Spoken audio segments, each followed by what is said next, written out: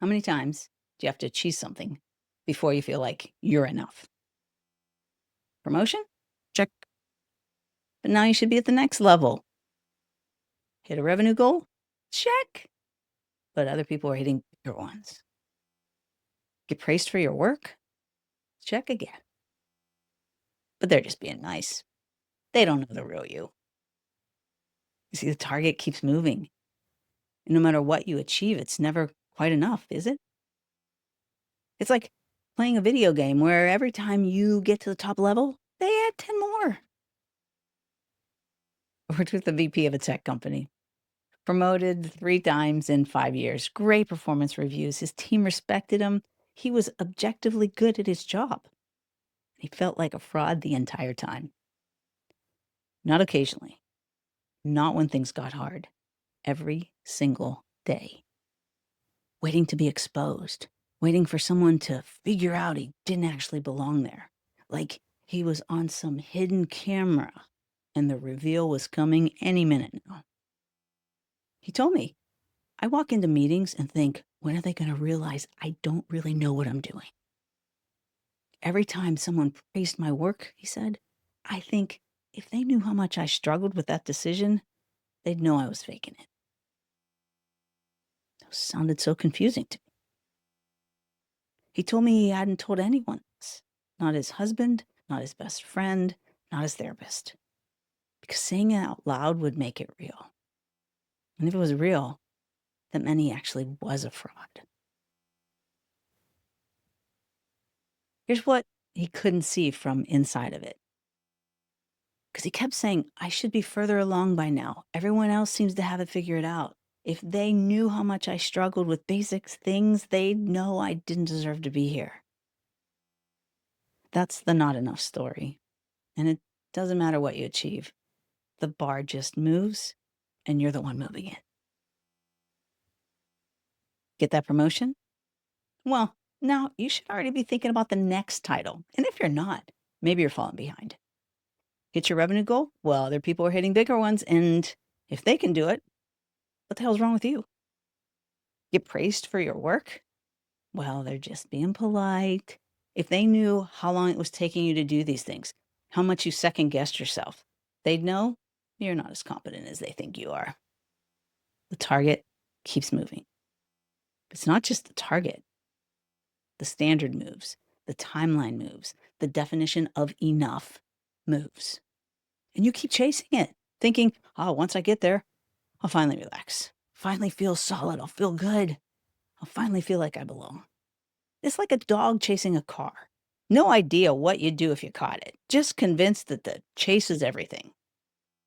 You never get there because the finish line isn't real. Because enough isn't a destination.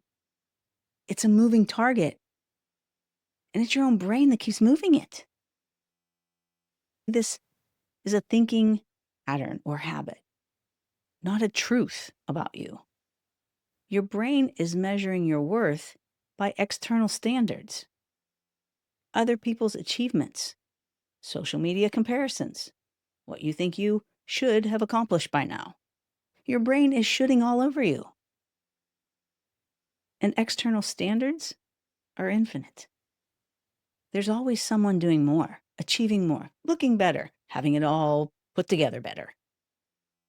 At least according to their social media posts and the things they say in public, which, let's be honest, is basically professionally curated fiction. So if you're measuring yourself against that, you'll never be enough. You're naturally aware of outcomes. You track results. You notice what other people are achieving. That awareness can be a strength. It makes you driven, competitive, results-oriented, unless you have some cognitive patterns or VQs that were measured in your VQMe report, like being at peace, meeting expectations, exploring possibilities, balancing responsibility and goals. If they're measured with a number and a plus after it on your VQMe report, or if you're valuing your assets or finding joy in all you're doing or enjoying yourself or allocating your time and energy, if those measurements have a number and a minus after them, well, that's you keeping yourself stuck. That's when you know your brain is in the habit of making it a trap and you start measuring your worth by those external standards. When you think, I'm only valuable if I achieve X, I'm only enough if I'm better than Y, I'm only worthy if other people recognize me or validate me, that's using someone else's ruler to measure yourself. And their ruler doesn't account for who you are, what you value, what you're trying to build, and who you want to become. It only accounts for what's visible, comparable, quantifiable. As we talked in the last video, it's measuring what you did, not what you want, not where you're going and what you're striving for. It's measuring your height with a thermometer. Listen, you're using the wrong tool. You'll never measure up, not because you're not enough, because the measurement itself is inaccurate. Here's the comparison trap. You look on social media, every life looks perfect. You're traveling. They're being promoted. They're happy. They have it all together. And your life feels like chaos. But what you're seeing is what they want you to see. They're curating their life just like you are. They're showing the highlight reel, the filtered version. The one, where you don't have any pimples or wrinkles. The moment that looked good. They're not showing you the 2 a.m. anxiety, the decision paralysis, the am I doing this right spiral. You're comparing your internal experience to their external performance. You're comparing your behind the scene footage to their movie trailer. It's not a fair comparison. And every time you do it, you reinforce the not enough story. So what happened with that VP?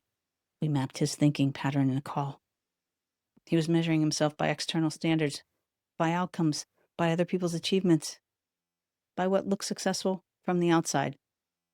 And I asked him, I said, hey, what if instead of, am I enough compared to them, you asked, am I doing enough for where I'm trying to go and who I'm trying to be? That's the internal standard, not the external one. Not am I better than other people, but am I aligned with my own heart, with my own path? Different question, different measurement. What happened? Listen, his anxiety didn't disappear overnight, but it definitely decreased. Not because he achieved more, but because he stopped using the wrong ruler. When I asked him if it was hard, he said, it wasn't hard. It was just different. Our brain sometimes thinks different is hard. Different might be a threat to us. And that's okay. Keep listening to your heart. Because 2 months later, he got offered another promotion. And instead of thinking they're going to find out I'm a fraud, he thought, hey, this aligns with where I want to go, what I want to do, and who I want to be. Same achievement as the previous 5 years, a promotion, different measurement, and little to no anxiety. He told me I still work hard. I still care about results, but I'm not chasing enough anymore. I'm building what I actually want. What really got to me was that 6 months after that, someone on his team made a mistake, a big one, cost the company a lot of money. Old him would have spiraled. Should have caught this. This proves I don't deserve to be this VP or senior VP as it was. They're going to figure out I can't handle this. He would have written a resignation letter in his head during the meeting. Full draft, subject line, and all. His new thought was, okay, mistakes happen. How do we fix this? How do we limit the damage? And how do we prevent it next time? Same situation, completely different response. Not because he became more confident, but because he changed what he was measuring himself against. He's still ambitious, still driven, still accomplishing things. But he's not doing it to prove to himself that he's enough anymore. He's doing it because it's aligned with who he wants to be and where he wants to go. That's the shift. When you start using your cognitive assets, it's not about not enough. If the not enough story is running your life, the strategy call will show you exactly where it's coming from in your thinking. And once you see it, you can shift it. I didn't even know that was possible before I got into this work. But right now, I want you to do something. Finish this sentence in the comments. I'll feel like I'm enough when. Please don't edit it. Please just write it. Then read it back and notice, is that thing even in your control? Most of the time, the answer is no. I feel like I'm enough when I get promoted or recognized. I feel like I'm enough when I make X amount of money. I'll feel like I'm enough when people respect me and seek me out for help. Those are all external, all moving targets, all outside of your control. So if your sense of enough depends on those things, you're going to be Sparky chasing that car forever. And frankly, that's flippin' exhausting. You just finished course number 2 here in VQMe. And if you felt seen in these lessons, if they described your internal experience better than you've been able to describe it yourself, listen, that's a good sign. I want you to book the VQMe call. We'll take one of those patterns, work through it in your actual situation with your best way of thinking. No theory, just applied thinking. Because you're not broken. You're not lazy. You're not failing. You're just thinking in patterns that don't serve you anymore. Sure, they once did, but not anymore. And once you see the pattern, I'll actually show you how you can shift it. Now that's the work. Because my friend, you're enough. You are always enough. Next is course 3. Why willpower doesn't work. That's where you're going to learn an amazing model that changed my life, the TEAR model. It's about thoughts, emotions, actions, and results. And you're going to understand why forcing action doesn't work when your thinking is misaligned. You can keep doing what you're doing, and then it becomes the TEAR model, which is full of crying. But before you start that, if you're ready to apply what you just learned, if you want to map out these patterns in the context of your life, book your strategy call. As you already know, the link's below. Listen, you're here to reconnect, not just with people in a community, but with yourself. It's not about fixing. You're not broken. So let's keep going.